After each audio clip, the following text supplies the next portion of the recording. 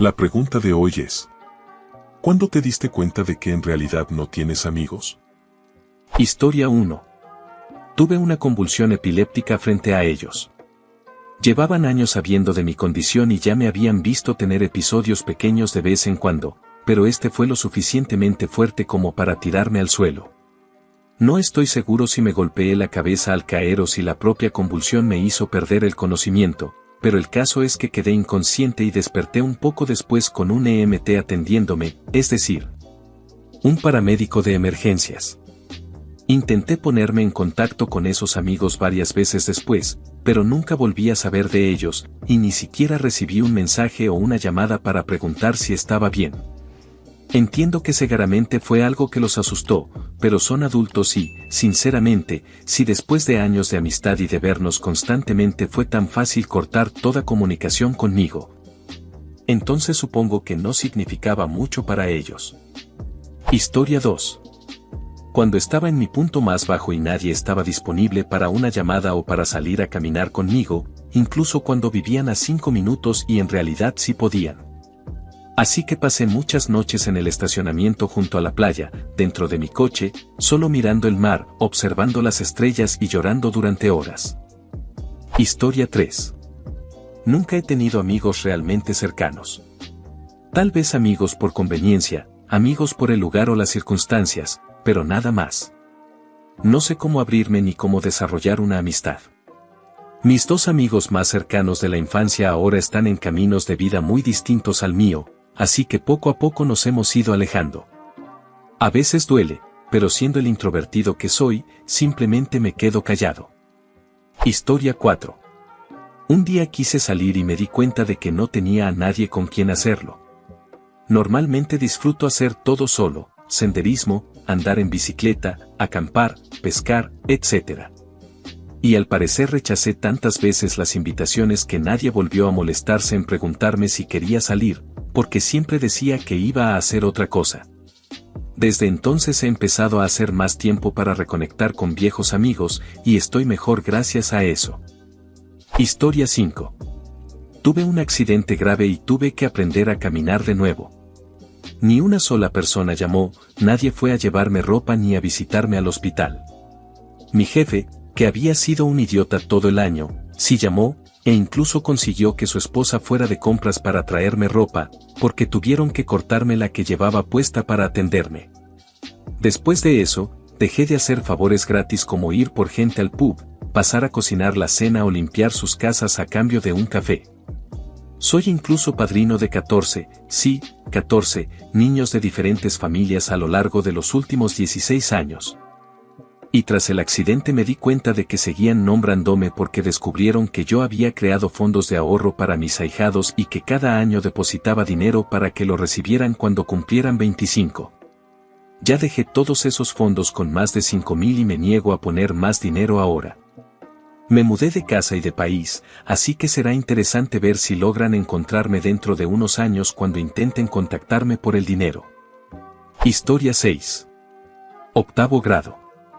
El profesor de inglés, que se creía uno de esos adultos culo buena onda, decidió que ya éramos lo suficientemente maduros como para elegir nuestro propio lugar para sentarnos en el almuerzo.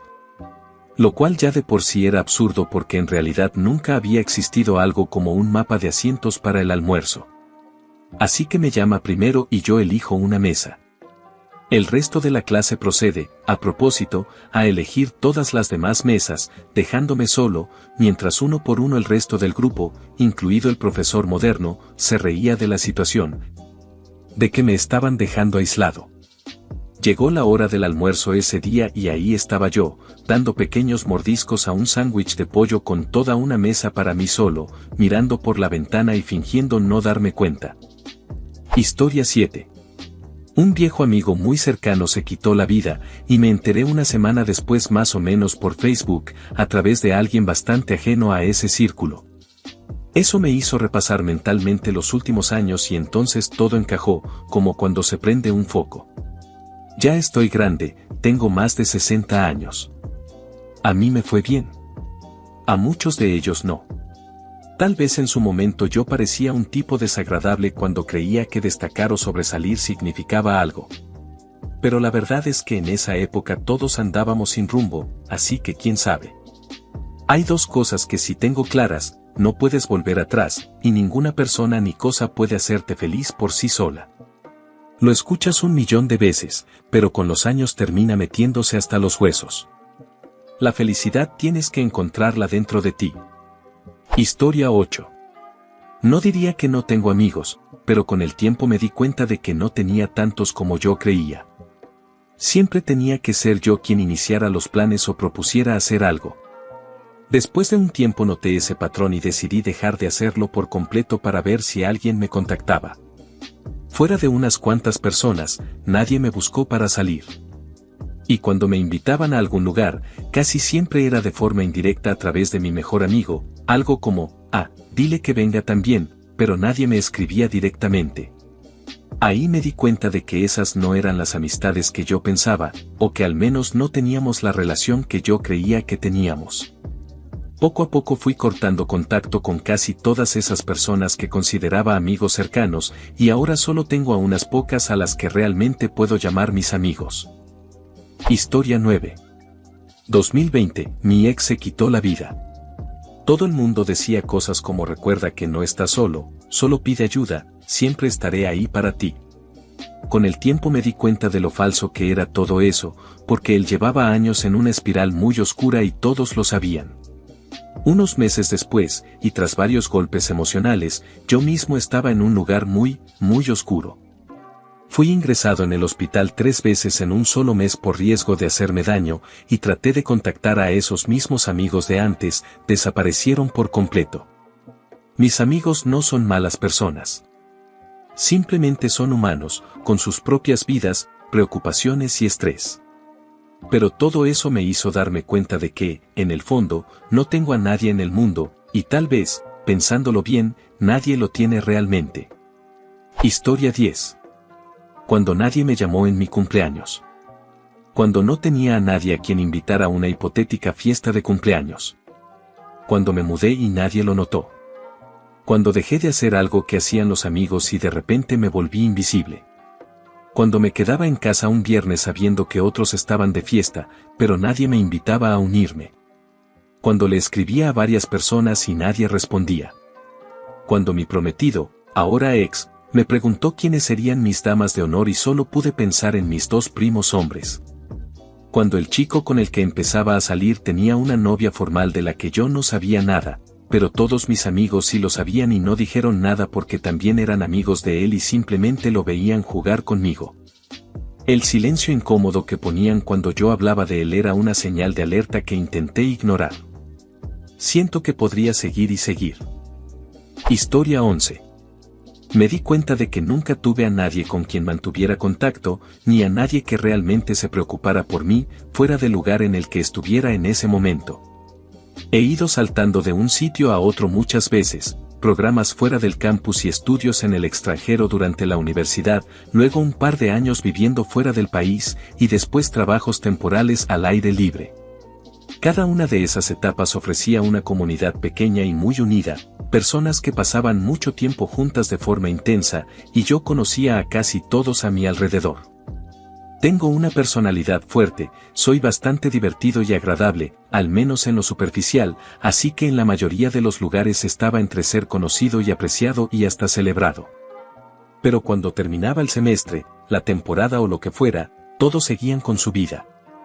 Y yo no tenía ninguna relación con las personas de mi entorno que fuera lo suficientemente importante como para mantenerse una vez que dejábamos de vernos literalmente todos los días. Mis compañeros siempre tenían amigos cercanos de los que hablaban, a quienes llamaban con frecuencia o que iban a visitarlos. Yo, en cambio, no tenía relaciones significativas fuera del grupo que estaba obligado a convivir, y ese grupo cambiaba cada año o incluso con más frecuencia. Siempre he tenido gente a la que le caigo bien mientras me tiene cerca, y que desaparece en cuanto dejo de estar a la vista. Pero eso no es lo mismo. Historia 12. Desafortunadamente, esto lo entendí hace poco. Tenía un grupo de amigos al inicio de la cuarentena. Solíamos vernos después de la escuela y los fines de semana, pero en algún punto todo empezó a desmoronarse. Una de mis amigas tenía muchos problemas de salud mental y confiaba muchísimo en mí, incluso las cosas más oscuras. No se me permitía contárselo a nadie. Sus padres sabían de su condición, pero para mí era demasiado cargar con todo sola y no tenía idea de hasta qué punto ellos realmente lo sabían. A medida que la situación se volvió más seria, empecé a perderme a mí misma y también necesitaba ayuda. Gran parte del drama del grupo no era algo tonto o superficial, sino preguntas reales como, ¿mi amiga está bien? ¿Necesito buscar ayuda de otras personas? ¿Debería contactar a sus padres? Los chicos del grupo no querían saber nada del tema y, cuando les pedía que al menos se sentaran a escuchar, se negaban porque no querían involucrarse en drama. Mientras yo me iba desgastando, ellos solo me veían como la chica que siempre estaba metida en problemas. Más adelante, uno de los chicos cruzó límites con esta chica del grupo y ella me pidió que la defendiera. Lo confronté por eso. También lo confronté por conductas anteriores, como comentarios y conversaciones inapropiadas hacia mí y otras chicas, y ojo, esta ya era la cuarta vez que hablaba con él sobre lo mismo. Había cruzado límites con varias personas y, cuando lo encaré, simplemente trató de hacerme sentir culpable y negar lo ocurrido. El resto del grupo prácticamente sigue en contacto entre ellos. Yo me alejé de ese tipo desagradable y en el proceso también terminé distanciándome del otro chico. La chica y yo seguimos siendo amigas y nuestra relación está mejor que antes porque hablamos todo con claridad, pero es la única persona en la que confío.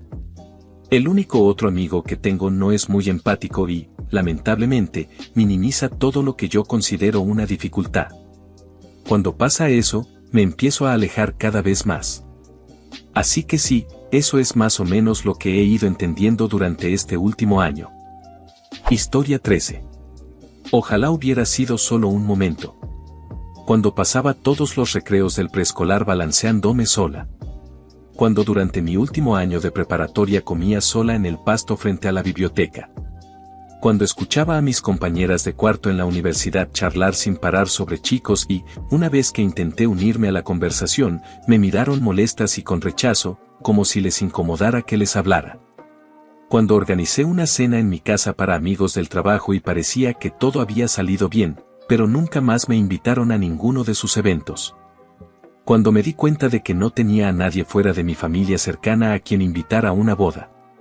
Cuando supe que mi antiguo grupo de amigos de los primeros años de la preparatoria volvió a contactarse tiempo después, se hicieron cercanos otra vez y viajaban juntos con frecuencia, pero ninguno jamás me buscó. Cuando la única persona que creía realmente cercana no se alegró cuando me ofrecieron el trabajo de mis sueños. Estaba celosa y amarga, y ni siquiera intentó ocultarlo. Trató de convencerme de quedarme en mi antiguo empleo para que pudiéramos ser infelices juntas. Después de que acepté el trabajo soñado, nunca volvió a hablarme. Cuando pensé que había hecho una nueva amiga en el trabajo y compartí con ella algunos problemas personales sobre mi divorcio, y después empezó a evitarme. Cuando veía videos sobre historias de personas con cáncer, durante mi propio susto médico, y lo que más me impactó fue que todos hablaban de cómo su familia o amigos fueron lo que los ayudó a salir adelante. Y me di cuenta de que probablemente yo lo viviría sola. Cuando compré una casa nueva y, 2 años después, me di cuenta de que aparte de mis padres, nadie más en mi vida la había visto jamás. Historia 14.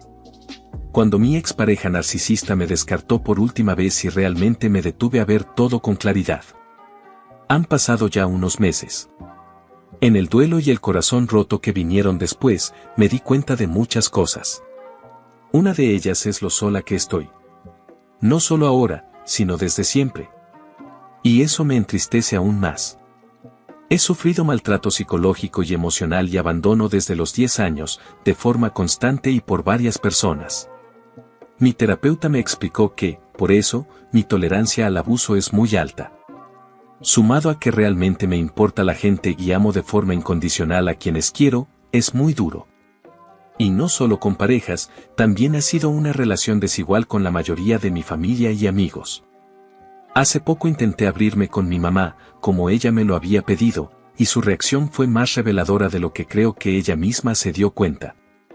Ahora puedo ver que he sido la cabeza de turco de la familia, scapegoat, la persona a la que culpan de todo, y que mis padres han ayudado a crear una brecha entre mi hermana y yo durante todos estos años.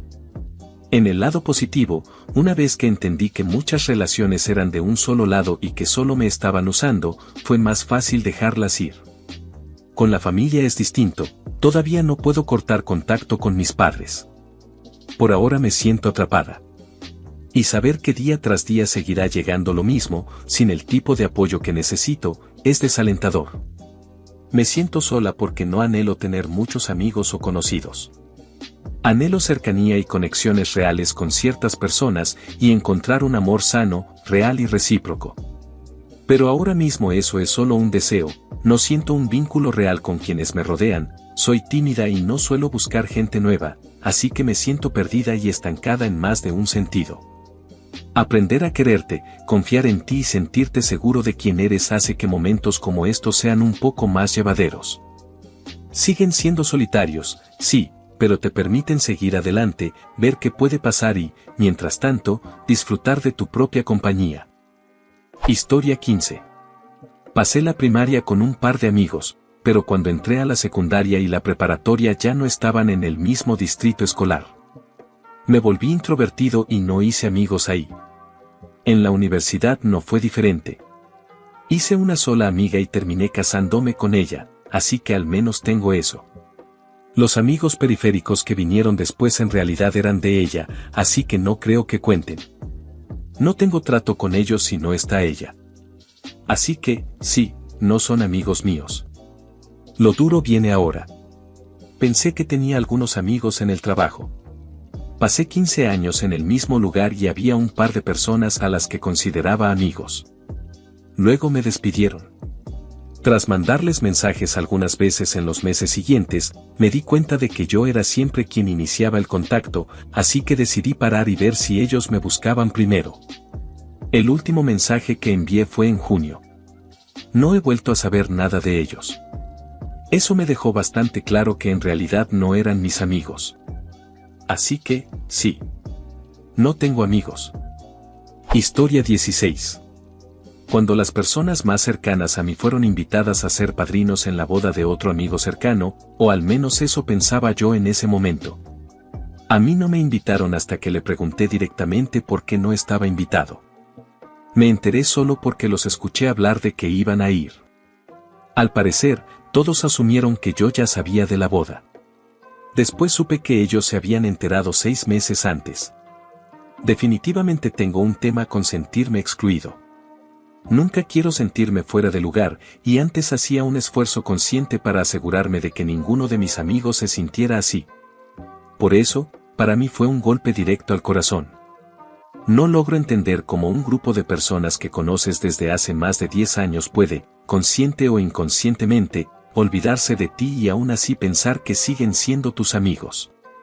La única explicación que me hace sentido es que nunca fueron realmente mis amigos, y que solo estaban esperando a que yo los dejara en paz. Y eso es exactamente lo que hice. Ahora mismo no tengo amigos. Tengo una novia maravillosa y un par de conocidos del trabajo que espero convertir en amistades, pero no tengo amigos de verdad. Ojalá eso cambie pronto. Tomará tiempo y un mejor esfuerzo de mi parte, pero aún así, duele. Historia 17. Me di cuenta de eso de una forma bastante devastadora y muy reciente. Mi mejor amiga de 8 años decidió que yo ya no era lo suficientemente buena para ella. Publicó en Twitter, red social, algo como yendo hacia gente mejor y, antes de eso, me mandó un mensaje diciéndome que nunca volviera a contactarla. Todo esto salió completamente de la nada. La verdad es que hasta me siento mal por ella. Sus padres le permiten todo, nunca ha tenido un trabajo. Hace poco se casó con un tipo controlador que ahora también vive con ella y con sus padres. Él también dejó su empleo y todos viven de la ayuda por discapacidad que reciben sus padres. Más que enojo, sentí tristeza. Ella fue mi única amiga durante mucho tiempo y llegué a preguntarme si había algo mal conmigo. Pero no lo hay. A veces las personas simplemente son así. Llegué a la conclusión de que, a mi edad, 26, quizá estoy mejor teniendo conocidos que amistades profundas. También me di cuenta de algo más, soy una persona que da mucho, y la mayoría de quienes quieren pasar tiempo conmigo suelen hacerlo porque obtienen algo a cambio, alguien que los escuche, que los ayude o simplemente alguien con quien salir cuando están aburridos. Historia 18.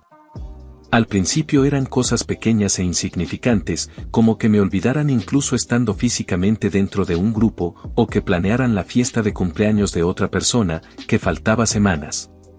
Justo el día que era mi cumpleaños.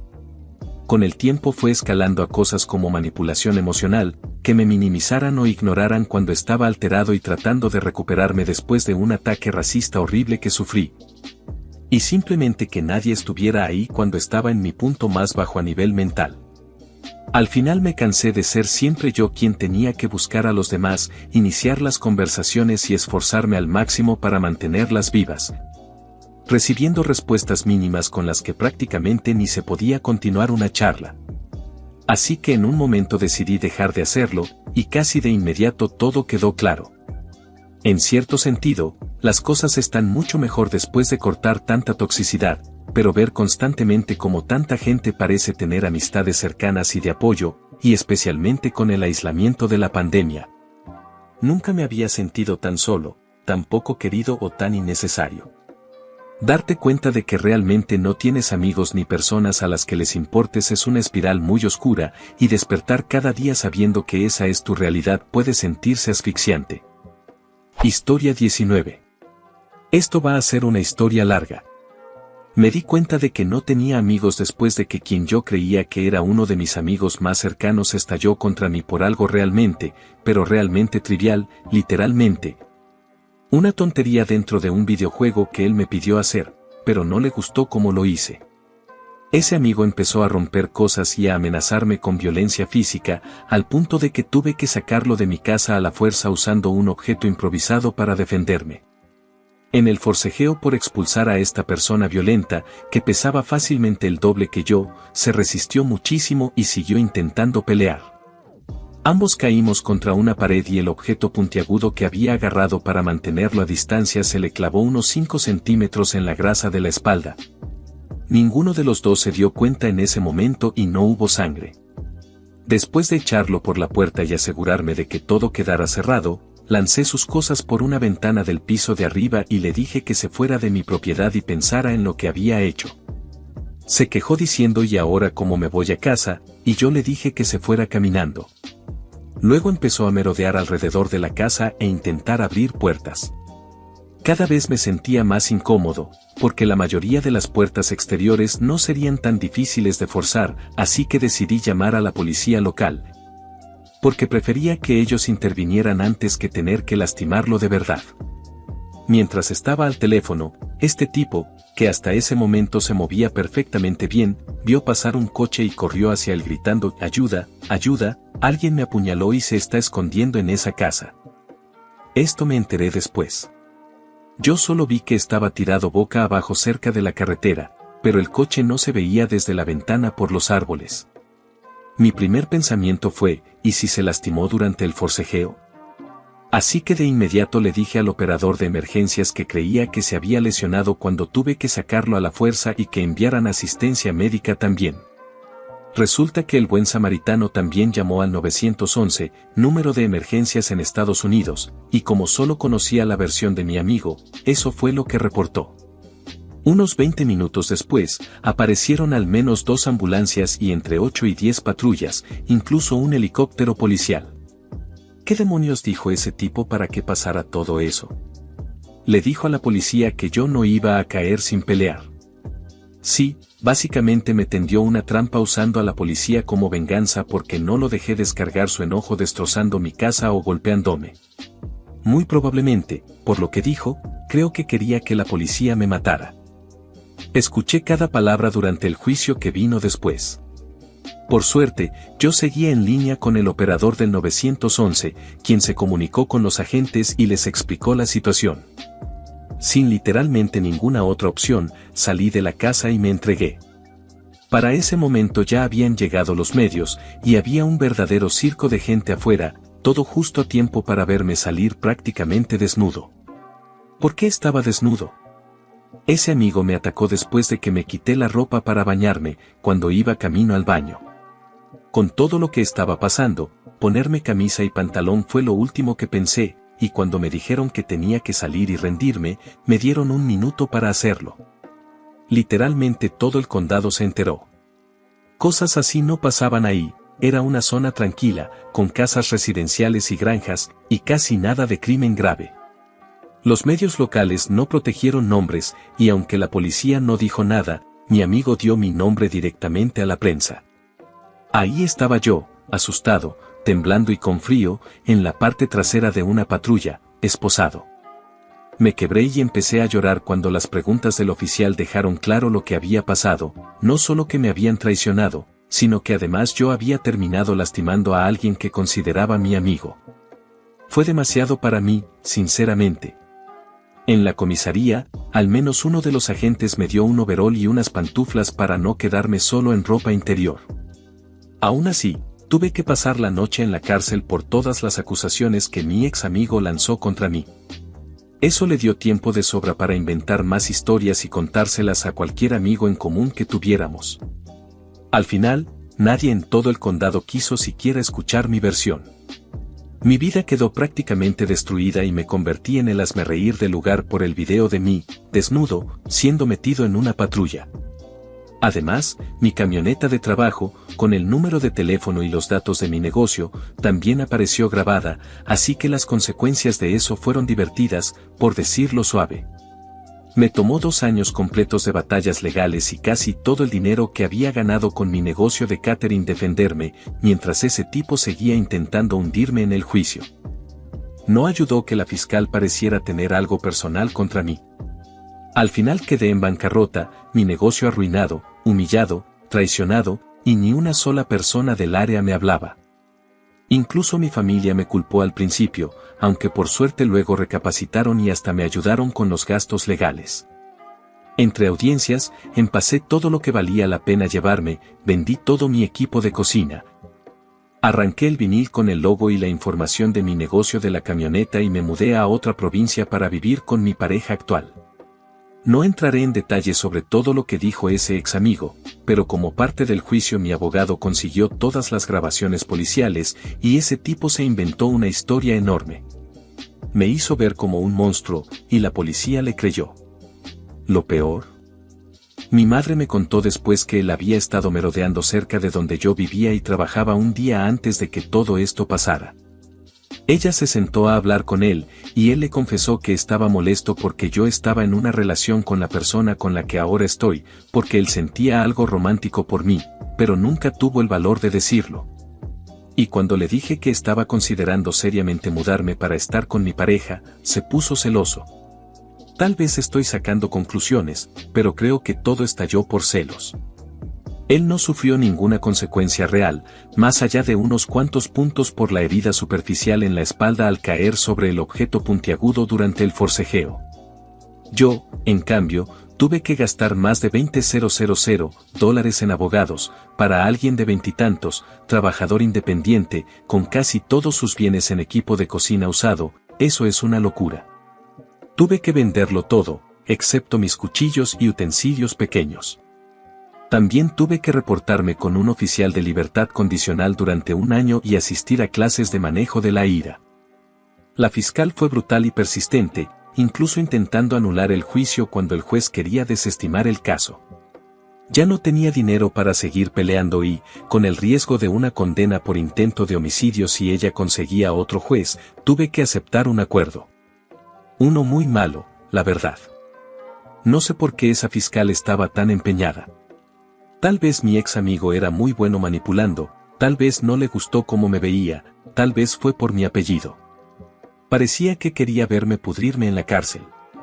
Han pasado 8 años, y ninguno de mis antiguos amigos volvió a contactarme. Aún me cuesta confiar en la gente en la vida real. Lo positivo es que mi oficial de libertad condicional era una gran persona. Me vio cómo me comportaba, siempre puntual, y entendió que había recibido un trato injusto. Honestamente, ese hombre me devolvió un poco la fe en la humanidad cuando estaba en uno de mis puntos más bajos, e incluso canceló las clases de manejo de la ira, porque estaban a discreción del oficial. Déjenme decirles algo, si no tienen problemas de ira, no tomen clases de manejo de la ira. La forma en que te tratan puede hacer que los desarrolles. Después de las primeras 2 reuniones, también cambió el requisito a solo llamar una vez al mes. No quiero ni imaginar cómo serían sus otros casos para que simplemente comportarme como una persona decente le pareciera impresionante. Historia 20. Básicamente, después de 10 años teniendo una relación tóxica con mis amigos, me di cuenta de que nunca lo fueron de verdad. Ahora lo veo claro, pero en ese momento, no. Lo más triste es que solo lo entendí porque mi papá se enfermó gravemente hace 5 años y terminó hospitalizado. Mi mamá tuvo una crisis emocional, y yo, con 18 años, estaba ahí sin entender qué estaba pasando. Cuando les conté a mis supuestos amigos la situación, me dijeron que me aguantara, como me decían siempre por todo. También me dijeron que no valía nada y que dejara de ser tan tóxico. Ahí fue cuando me di cuenta de lo tóxicos que eran ellos y simplemente me desconecté, por decirlo así. Pasaron 2 días en los que no respondí mensajes ni llamadas, tenía que ir al hospital, hablar con los doctores y encargarme de todo en casa porque mi mamá no podía con eso, y además estaba por graduarme. Cosa que de algún modo logré. Después de no responder, una sola de ellas empezó a llamarme una y otra vez. Pensé, ok, tal vez pasó algo. Pues no. Llamaba para preguntarme si quería ir a dormir a su casa. Me quedé en shock, no entendía de qué hablaba cuando mi mundo se estaba cayendo a pedazos. Cuando dije que no, recibí montones de mensajes y llamadas diciéndome que yo era la mala amiga, que debió haberme pasado a mí en lugar de a mi papá, y que merecía todo lo que me estaba pasando. Ellas conocían mi historial de abuso y enfermedad. Les pregunté qué demonios les pasaba y me acusaron de ser egoísta, y llegaron a decirme que me hiciera daño. Yo estaba perdiéndome por completo, ahogada en estrés. Aún así, logré ver a través de sus juegos y les dije que se largaran de mi vida. Semanas después seguían llamándome una y otra vez, así que tuve que cambiar mi número. Hasta el día de hoy me aterran esos recuerdos y sinceramente no entiendo cómo la gente puede ser así. Ahora tengo 24 años y estoy bien. Tengo una buena amiga que siempre está ahí para mí y tengo a mis gatitos. A veces sigo sintiéndome triste por todo eso, pero también estoy agradecida, porque esas personas me hicieron ser quien soy hoy. Y mi papá está bien ahora. Tengo una buena relación con mis padres y estoy en paz conmigo misma. Y hasta aquí el video de hoy. Espero y les haya gustado, y no olviden visitar nuestro canal secundario de historias de dramas familiares y chismes, también de comentar una anécdota o experiencia similar al tema del video, dejen su like. Compartan si les gustó el video, y por último no olviden activar la campanita para no perderse ninguno de nuestros videos diarios. Chao.